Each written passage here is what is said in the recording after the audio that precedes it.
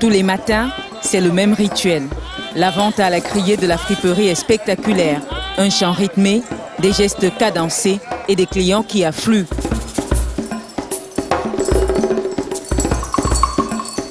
Nous sommes au marché Nkoulouloune à Douala au Cameroun, un lieu marchand réputé pour son ravitaillement en produits usagés. Dans ce tas de vêtements, la main choisit une robe jaune. Ici, pas de cabine d'essayage. La transaction se déroule en pleine rue, juste le coup d'œil suffit. C'est donc une fois à la maison qu'on pourra apprécier la qualité de l'article. Adèle et Marie sont des habitués de ce lieu. Elles viennent ici régulièrement pour leurs courses. Qu'est-ce que vous achetez?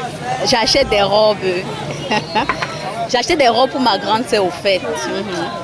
Et pourquoi vous avez choisi de venir ici? J'ai choisi de venir ici parce que c'est un endroit approprié pour nous. Le coût est à bas prix.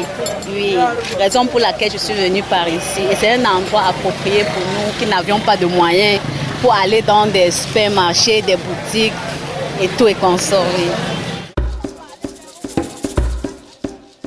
Mais avant d'arriver au marché Nkoulouloune, vêtements, chaussures, sacs et autres marchandises parcourent un long chemin.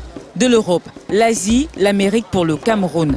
Tout commence par la négociation des importateurs auprès des fournisseurs. Ensuite, le listing de la nature de la commande est dressé. S'ensuit chargement des conteneurs et livraison. Le procédé s'est bonifié au fil du temps. Claude Défaut est importateur. La crise économique a sévi dans les pays africains particulièrement. Les jeunes sont trouvés dans une situation de précarité. Beaucoup sont donc lancés dans le secteur de la friperie et c'est ainsi que le secteur s'est développé. Et vous savez, les jeunes qui se lancent dans un secteur, il y a des intellectuels, il y a des diplômés dans le secteur, ils apportent des touches particulières. La friperie est apparue au Cameroun dans les premières années du protectorat franco-britannique. Le secteur s'est largement développé avec l'entrée en jeu de divers agents économiques. Pour approfondir cette réflexion, nous prenons la route du marché Mbopi. Celui-là même qui ravitaille toute la zone CEMAC. Ici, s'apprécie le mouvement des conteneurs. Ils vont et viennent, se déchargent sous l'œil vigilant des pointeurs.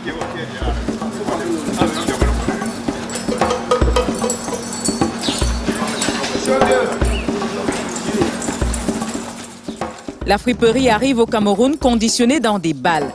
Chaque balle porte un code d'identification. Ces derniers indiquent le contenu du paquet.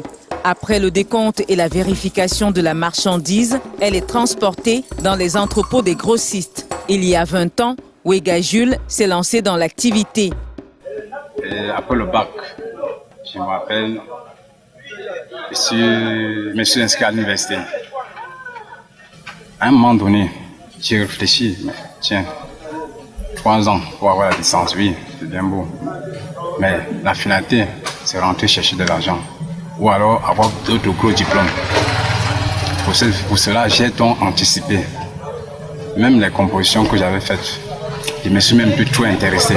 Je suis donc rentré dans la vie active et j'ai rencontré ma modeste maman qui m'a donné une modeste somme de 210 000.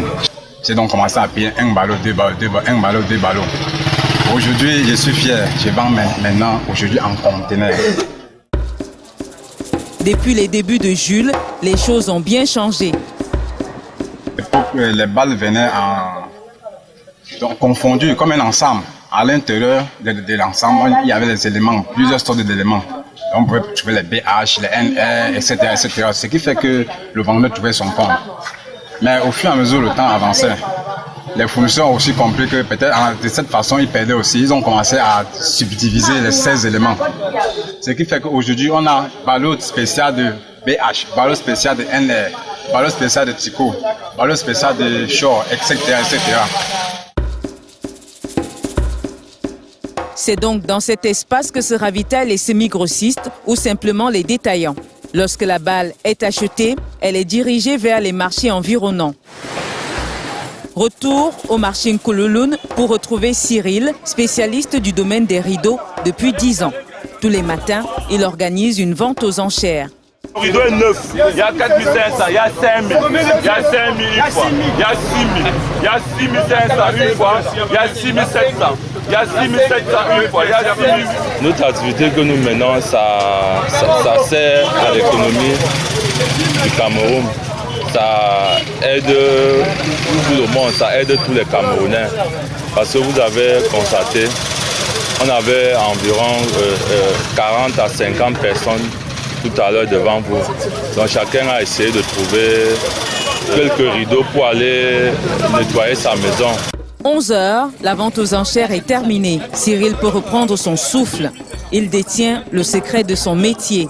Acheter aux enchères et reprendre encore aux enchères, ce n'est pas facile puisque les enchères commencent tôt. Donc ce qu'ils achètent là, c'est pour aller un peu se balader en ville, un peu partout dans la ville et revendre. Autour de lui, ses clients, pour la plupart des revendeurs comme Henri. Bon, évidemment, j'achète ici, je me déplace. Je vais dans les zones qui sont moins loin de Douala, 40 km, je vais à Edea, soit sud-ouest. Henri parcourt les villes périphériques de Douala pour écouler sa marchandise. Pour s'en sortir, il doit faire le bon choix. Bon, il y a des gens qui peuvent acheter des 30 000, 40 000, avant de revendre les revenus au lendemain. Aux côtés des détaillants se trouvent des usagers. C'est le cas de cette dame. 2400. 2400. On achète ça pour la maison, pour orner la maison. Tu sais que la femme, c'est sa maison. Oui, quand la maison est propre, toi aussi tu es à l'aise. Quand je vois les rideaux qui m'intéressent, je prends. Et les prix sont abordables, les prix sont bien. Après l'achat, les retouches. Juste à l'arrière du comptoir de la vente aux enchères, des machines à coudre. Ici, on rapièce, on ajuste, on coud. Quand les clients viennent, ils achètent, c'est pour arranger sur place, nous arrangeons. Nous confectionnons les rideaux, même parfois les draps. Mais encore plus, il existe tout un secteur dédié aux tailleurs, comme on les appelle ici.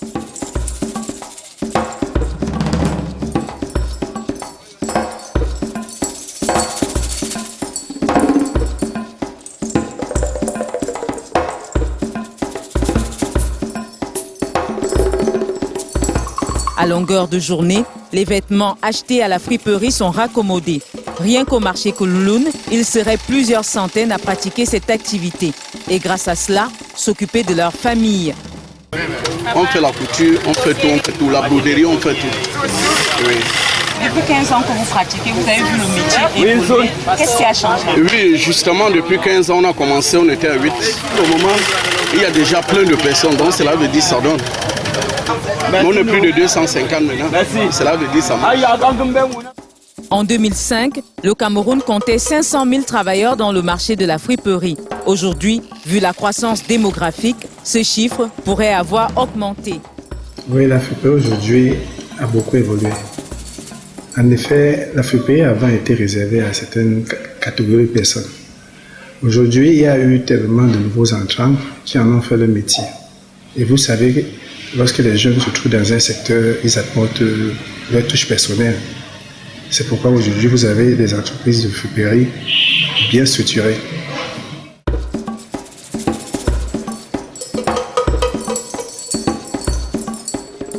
Selon le chercheur Kenye Fodop, les produits vestimentaires de la friperie correspondent aux possibilités économiques des Camerounais, ce que corroborent les acteurs du secteur. Pour habiller une grande maison dans un magasin, il faut débloquer au moins 50 000 à 60 000. Bon. Certains viennent ici parce que, bon, ici, avec au moins 20 000, avec 25 000 ou 30 000, elles peuvent avoir un ensemble. Vous voyez un peu. Cependant, la friperie est en crise. Elle doit faire face à la rude concurrence des articles provenant de l'Asie. Oui, la concurrence, elle est là, elle est très rude. Mais vous savez, les produits asiatiques, bien qu'ils brillent, ils ne durent pas. La friperie, c'est des produits authentiques qui durent. C'est là la particularité. Et à chacun son choix. L'autre problème évoqué est aujourd'hui l'impact de la conjoncture économique occidentale sur la friperie. La qualité aussi devient de plus en plus faible. C'est-à-dire? Mais la crise en Europe ne leur permet plus de nous envoyer des marchandises de bonne qualité. Par ailleurs, il est reproché à la friperie d'entretenir la fraude fiscale et d'anéantir les industries textiles locales, ce que refutent experts et opérateurs. Les importations, il y a des droits et taxes qui sont payés à l'entrée des produits sur le territoire camerounais. On appelle encore droits et taxes de port. Maintenant, en aval, ces opérateurs, comme tous les autres opérateurs économiques, déclarent régulièrement les revenus auprès des centres de rattachement. Et quand bien même l'administration peut supposer que ces déclarations ont été minorées, ces opérateurs subissent, comme tous les autres d'ailleurs, des vérifications, toutes les formes de vérification fiscale.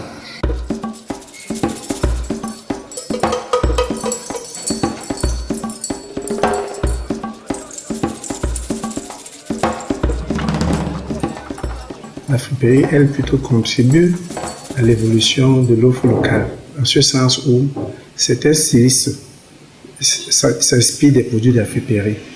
Et vous savez, dans les produits de la friperie, il y a des produits, des stylistes de renom international. Et vous savez, pour avancer, il faut des repères. Et par ailleurs, vous avez aussi certaines personnes qui sont accros à leur culture vestimentaire, traditionnelle par exemple. Bref, pour ce qui est des consommateurs, chacun trouve son compte et chacun a sa part de marché. Pour les spécialistes de la finance, l'activité connaît des mutations réelles. La friperie est un produit de consommation de masse, puisqu'il s'agit des vêtements le plus souvent usagés. Vêtements usagés qui, sur le marché, coûtent relativement bas que les produits, que les autres produits des secteurs industriels. Donc, à ce titre, on peut penser que les opérateurs du secteur de la friperie contribuent de leur façon à l'action du gouvernement, qui est de lutter efficacement contre la vie chère de nos concitoyens.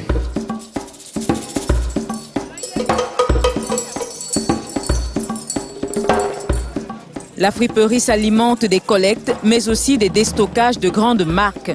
Le domaine est présenté comme faisant partie de l'économie de survie, mais aussi comme un réservoir d'emploi. En 2005, 97% de Camerounais affirmaient avoir eu recours à la friperie.